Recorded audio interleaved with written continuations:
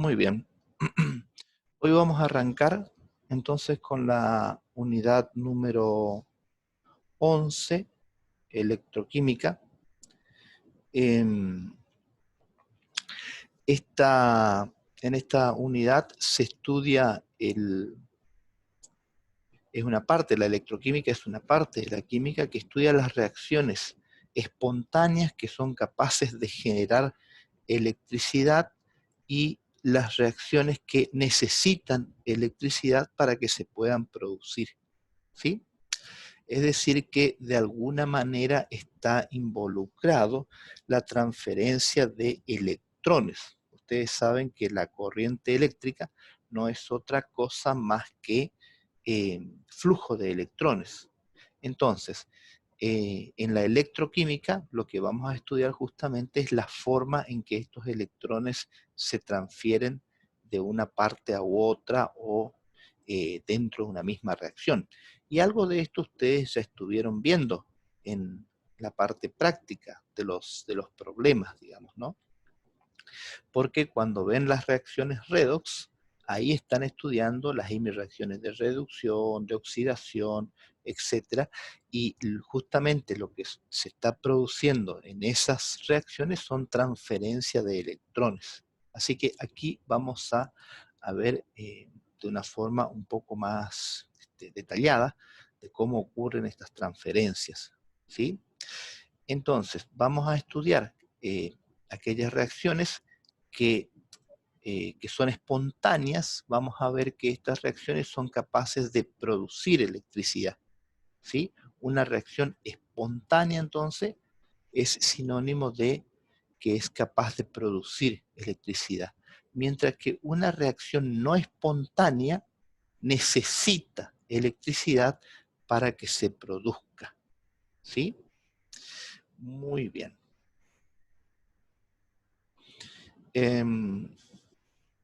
Normalmente las reacciones electroquímicas están contenidas en lo que llamamos una celda electroquímica, ¿sí? Ya vamos a ver con más detalle qué es esto de una celda electroquímica. Muy bien. Primero veamos qué es la conducción eléctrica. Y como les dije hace un momento, la corriente eléctrica no es otra cosa más que el movimiento de cargas eléctricas a través de un medio conductor. A este medio conductor lo llamamos conductor eléctrico, ¿sí?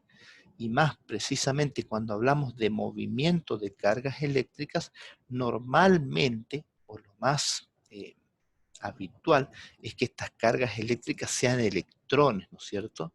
Eso es justamente lo que ocurre cuando yo en mi casa, por ejemplo, activo el interruptor de la luz para prender un foco, por ejemplo.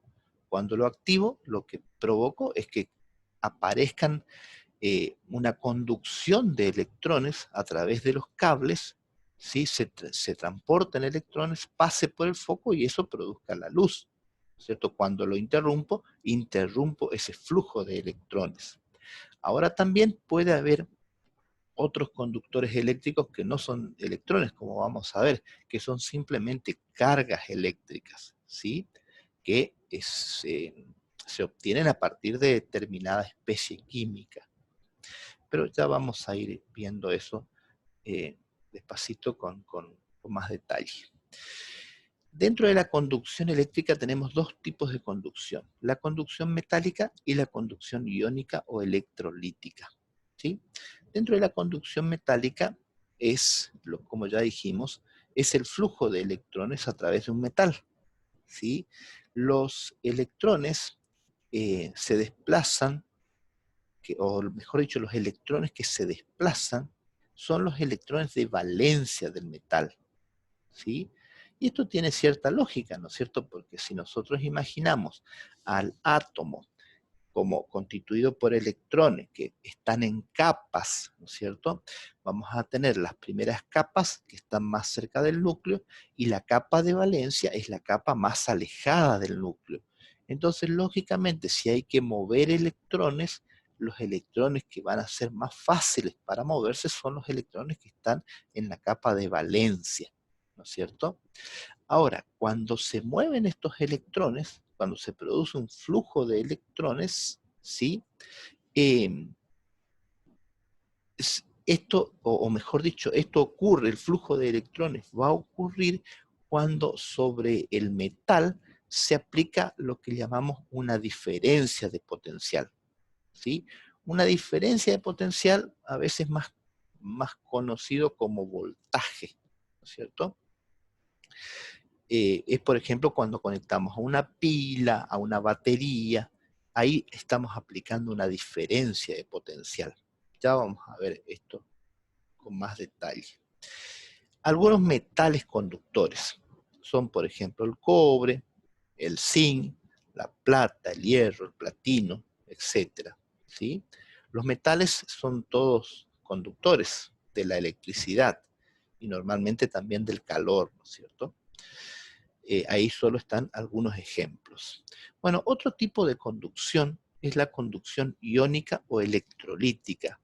Y esta consiste en el movimiento de iones a través de la solución electrolítica.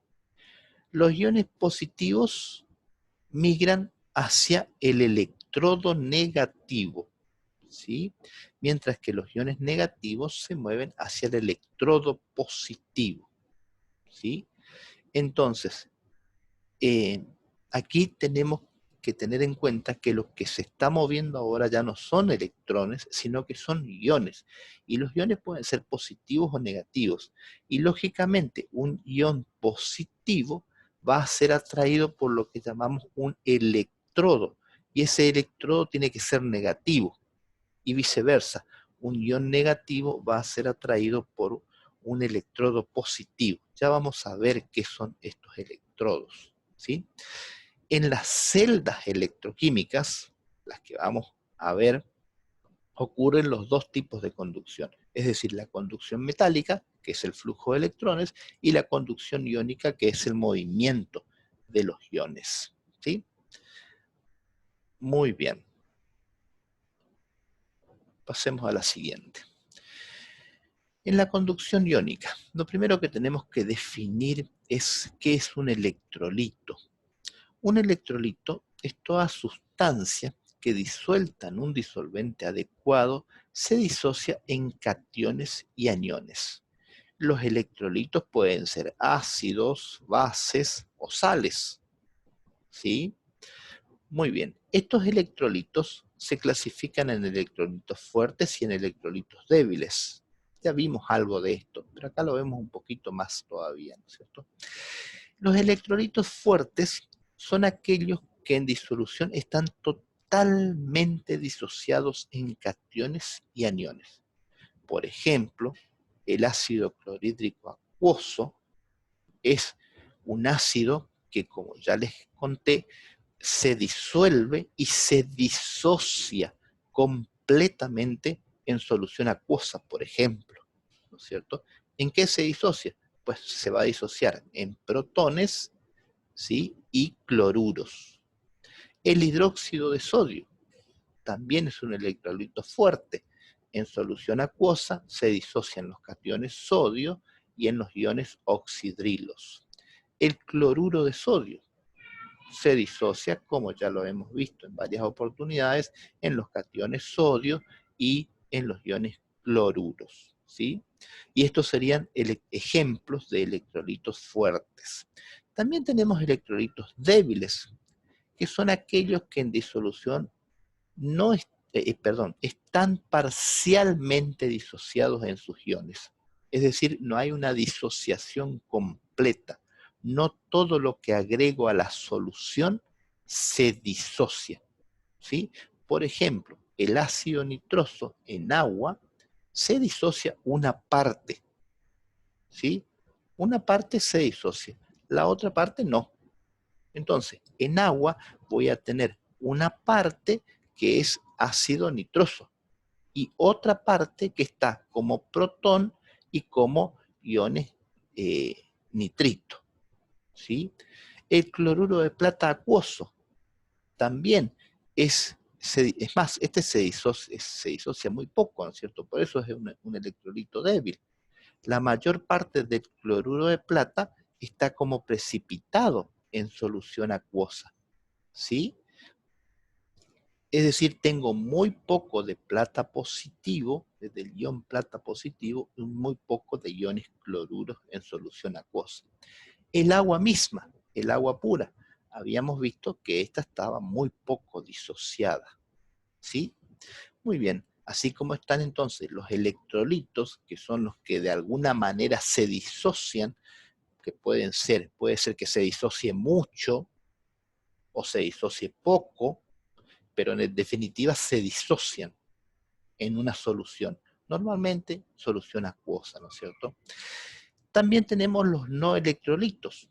Los no electrolitos son sustancias que no se disocian en iones. Y ya habíamos visto algunos ejemplos. Inclusive yo le mostré un simulador. Por ejemplo, el azúcar. ¿Sí? El azúcar, uno echa en agua, sabemos que se disuelve, ¿por qué? Porque cuando preparamos un mate cocido, un café, un té, algo, y le ponemos un poco de azúcar, revolvemos un poquito, y el azúcar se disuelve completamente, ¿sí? Salvo que le agregue mucho, ¿no es cierto? Y pasamos a una solución sobresaturada. Pero si le agregamos una cucharada a una taza de té y revolvemos, se disuelve completamente. Pero el hecho de que se disuelva no significa de que se disocie, ¿sí? Entonces, el azúcar se disuelve, pero no se disocia. Y eso lo convierte en un no electrolito. Entonces, hay que tener bien presente, ¿no es cierto?, qué son los electrolitos y qué son los no electrolitos. Insisto, los electrolitos son los que se disocian y se disuelven y se disocian en una solución. ¿Sí? Estos se clasifican en fuertes y débiles. Y los no electrolitos son los que no se disocian. Pueden disolverse, pero no se disocian. Entonces ahora pasamos a definir lo que es una solución iónica o electrolítica. Una solución iónica está formada por un electrolito, que va a ser el soluto, y agua, que va a ser el disolvente. ¿Sí? Así de simple es la definición. Una solución iónica o electrolito es aquella que está formada por un electrolito, que es el soluto, que está disuelto en un disolvente como el agua. ¿Sí? Una solución iónica o electrolítica es aquella que tiene la propiedad, aquí sigue la definición, ¿no es cierto? Es aquella que tiene la propiedad de conducir la corriente eléctrica. ¿Sí? Entonces, un electrolito es, una solución iónica es aquella que tiene un electrolito que, como sabemos, se puede disolver en el solvente, ¿sí? Y puede conducir la corriente eléctrica. Es decir, se disuelve y se disocia. Tenemos como ejemplo al ácido nítrico, el hidróxido de potasio, el cloruro de sodio y un largo, etcétera, etcétera, etcétera, ¿no es cierto? Ahora bien, aquí surge una pregunta, ¿no es cierto? ¿Por qué una solución electrolítica conduce la corriente eléctrica? ¿Qué les parece a ustedes? ¿Alguien me podrá dar una respuesta? ¿O ensayar una respuesta? Porque al tener los iones disociados se pueden mover libremente los iones en la solución o en el Exacto, medio acuoso. exactamente, sí. Al estar los iones sueltos por ahí, disociados, como dijo la compañera, estos en definitiva son transportadores de carga eléctrica. Y al poder moverse, uno luego los puede guiar de alguna manera a dónde los quiere mover. ¿Sí? Ya vamos a ver la forma. Pero al poder transportar carga eléctrica, es capaz de conducir corriente eléctrica. ¿Sí? Profe, eso era lo que pasaba cuando vimos lo de la disolución de sal. Sí, sí, sí, sí. Sí, sí, sí. Solamente que ahora lo vamos a ver un poco más en detalle. ¿Sí? Sí, profe. Bien. Pero es exactamente eso. Sí, muy bien por la acotación. Ahora vamos a ver entonces las celdas electroquímicas y los dos tipos de celdas electroquímicas que existen. La celda electrolítica y la celda galvánica, o pila galvánica también se la suele llamar. Una celda electrolítica es una celda electroquímica a la cual se debe aplicar una corriente eléctrica. Y fíjense que está en rojo aquí. Una celda electrolítica es una celda electroquímica a la cual se le debe aplicar una corriente eléctrica para que se produzca una reacción redox no espontánea. ¿Sí? O sea que aquí siempre vamos a estar hablando de reacciones redox, solamente que en las celdas electrolíticas la reacción redox es no espontánea y para que se produzca hay que aplicarle una corriente eléctrica. Por el contrario, en una celda galvánica, ¿sí?, también se produce una reacción redox, solamente que esta reacción es espontánea y es capaz de generar corriente eléctrica. Entonces, en una celda electrolítica, la reacción redox es no espontánea, se debe aplicar una corriente eléctrica para que la reacción se produzca, y en una celda galvánica tenemos una reacción redox espontánea que es capaz de generar corriente eléctrica. ¿Sí?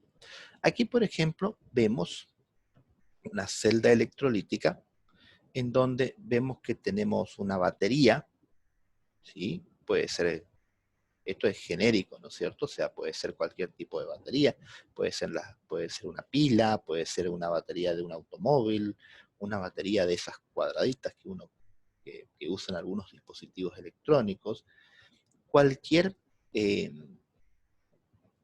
dispositivo que en definitiva me genere una corriente eléctrica, ¿sí? Por otra parte, tengo sumergidos dentro de lo que sería una solución electrolítica, aquí adentro, ¿no es cierto? Tengo sumergido lo que llamo electrodos, ¿sí? Le faltó el acento ahí a electrodos. Bueno, tengo sumergido electrodos. Estos electrodos pueden ser, como ya vimos, metales, como por ejemplo el cobre, el zinc, el platino, la plata, el hierro, el mercurio líquido, ¿sí? Fíjense que el mercurio líquido también puede ser un electrodo, o también puede ser un no metal como el grafito, el carbono grafito, también es un electrodo muy usado, ¿sí? Eso va a depender del tipo de celda electrolítica con la que esté trabajando, ¿sí?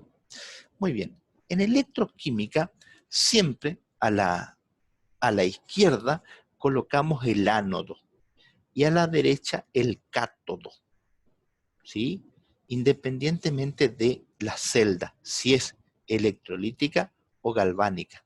En una celda electroquímica, cualquiera de las dos, siempre va el ánodo a la izquierda y el cátodo a la derecha.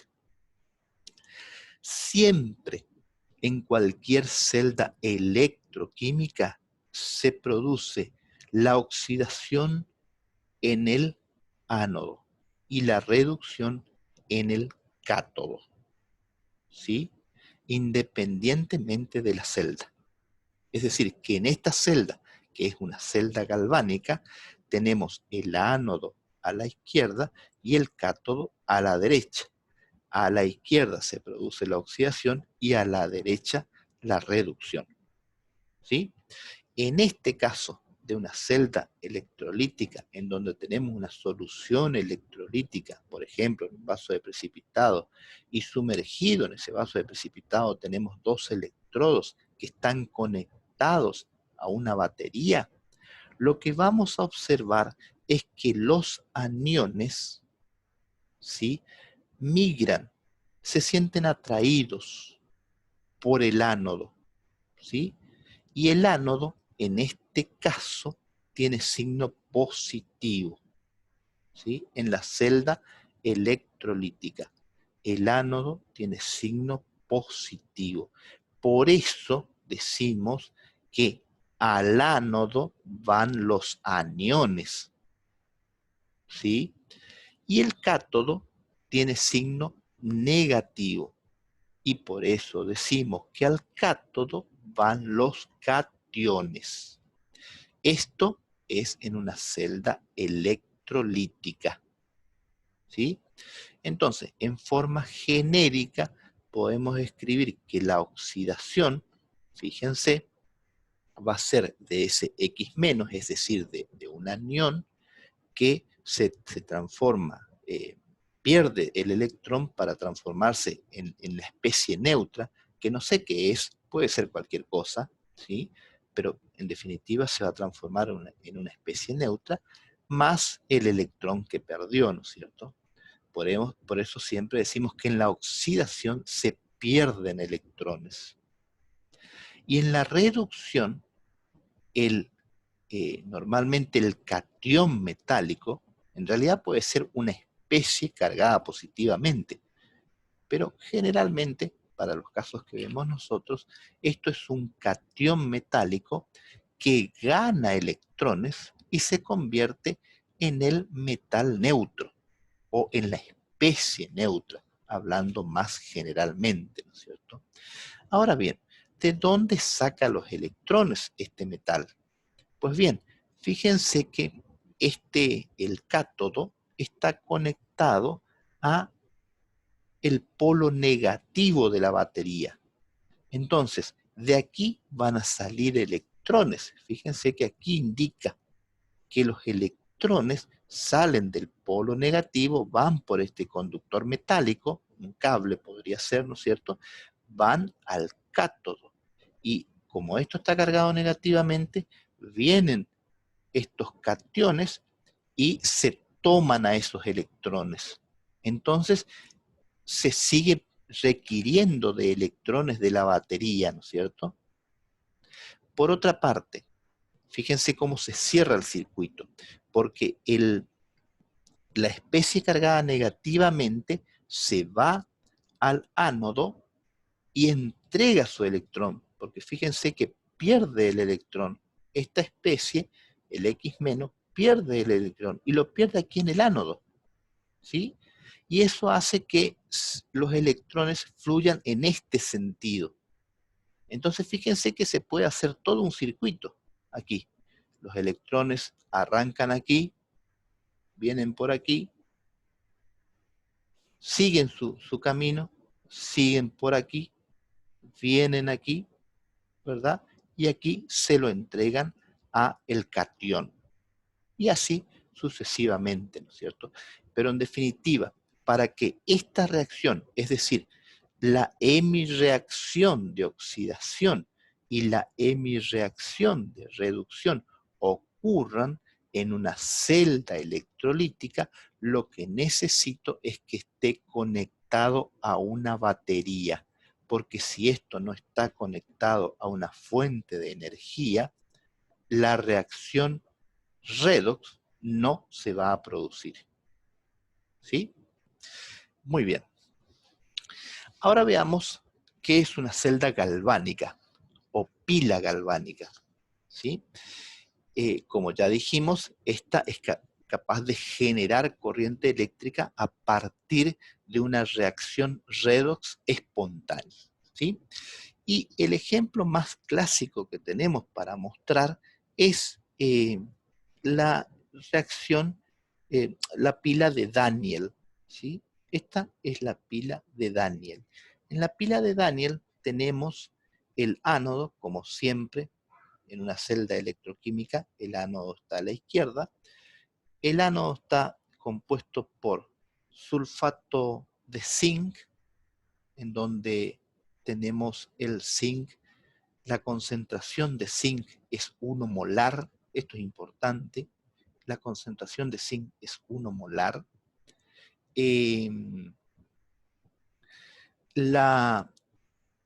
Tenemos sumergido en esa solución, tenemos sumergido una chapa de zinc, ¿sí? Está sumergido una chapa de zinc, que está conectada, fíjense, por medio de un conductor metálico, un cable, por ejemplo, a un voltímetro, que lo que me va a estar indicando es el voltaje que está generando, es decir, la energía que está generando esta pila a partir de la reacción redox espontánea, ¿sí?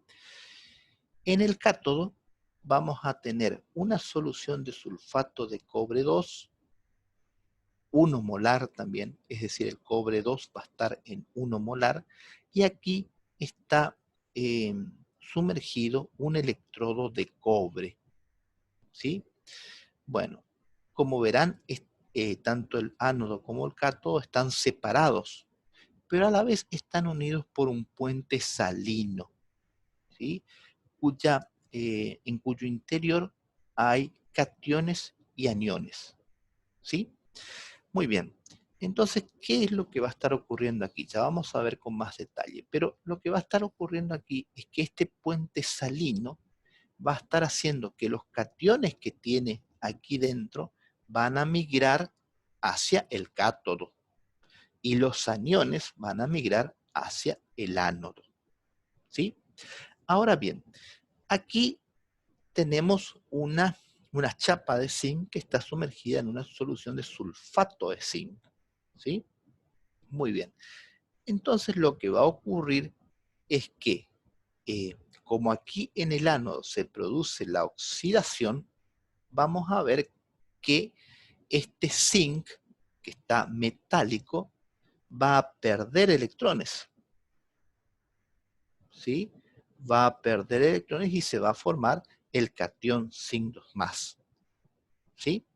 En cambio, aquí en el cátodo, en donde se produce la reducción, el cobre 2+ va a ganar los electrones que salieron aquí del zinc, ¿sí? De aquí salieron electrones y esos fueron conducidos por este conductor metálico hasta este eh, electrodo de cobre. Ahora bien, en este electrodo de cobre, esos electrones van a ser entregados al cobre 2+, ¿sí? ¿Y dónde se va a producir eso? En la superficie del electrodo. En definitiva, sobre este electrodo, lo que va a pasar es que se va a estar acumulando cobre metálico, ¿sí? Es decir, de cobre 2+ va a estar pasando a cobre metálico, a cobre 0, y lo que va a pasar es que se va a adherir a la chapa esta de cobre. En cambio aquí, como se está transformando zinc a zinc 2+, va a pasar ese zinc 2+ a la solución, ¿sí? Y el zinc acá, la chapa de zinc, va a empezar a desgastarse. Es decir, aquí lo que vamos a observar es que la chapa se desgasta, mientras que aquí se acumula más cobre, ¿sí? Muy bien, eso así en forma general. Ya vamos a ver con un poco más de detalle cada una de estas cositas. Los electrodos son superficies sobre las que tienen lugar las hemireacciones de oxidación y de reducción, ¿sí? Como vimos recién. Pueden o no participar en las reacciones. Hay electrodos sólidos, como el zinc, el cobre, la plata, el platino, el grafito, líquidos como el mercurio y gaseosos como el electrodo de hidrógeno. Por los electrodos entra y sale corriente eléctrica. Bueno, más o menos lo que estuvimos diciendo, ¿no es cierto? Independientemente del tipo de celda electrolítica o galvánica, los electrodos se identifican de la siguiente manera, lo que ya vimos. El cátodo es el electrodo en el que tiene lugar la reducción y el ánodo es el electrodo en el que tiene lugar la oxidación. Para eso usamos esta sigla, le decimos la ranita CROA, que significa que en el cátodo ocurre la reducción, mientras que la oxidación ocurre en el ánodo, ¿sí? Uno acordándose de esto, CROA, nunca le va a errar, ¿sí? Porque se va a acordar que en el cátodo ocurre la reducción, mientras que la oxidación ocurre en el ánodo, ¿sí? Perfecto. Avanzamos un poquito más sobre la celda electrolítica o también lo que llamamos la cuba electrolítica. Muy bien. Y es más de lo que ya estuve diciendo, solamente que aquí está como un poquito más concentrado nada más, ¿no es cierto? Y diferenciado. La batería o fuente de corriente eléctrica actúa como una bomba de electrones, empujando al interior del electrodo negativo, el cátodo, y arrancándolos del electrodo positivo. ¿Sí?